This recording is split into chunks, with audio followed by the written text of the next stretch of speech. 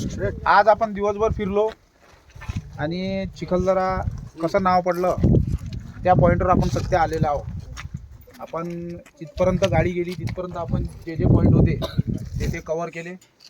आणि आता जेव्हा आपण लास्ट पॉईंटला आलो होतो भीमकुंड म्हणजे मगाशी मी सांगितलं की अज्ञातवासात जेव्हा 5 पांडव आले तेव्हा ते काही दिवस विराट नगरीमध्ये राहिले.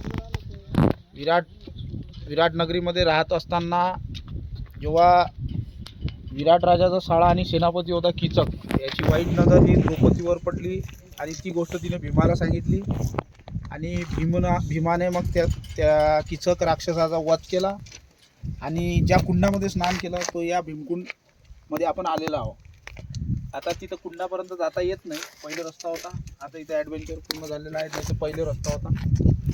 आणि जवळपास 3,500 फूट खोल दरी आहे. जेव्हा भीमाने मग त्यानं रक्ताना भरलेलं शरीर ज्या कुंडामध्ये धुतलं तो हा भीमकुंड.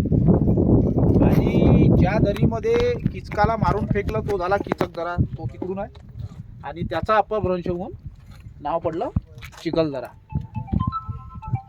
ही या पॉईंटची माहिती आहे. मोठा वॉटरफॉल असते आणि हे पूर्ण व्हाईट जागा दिसतात.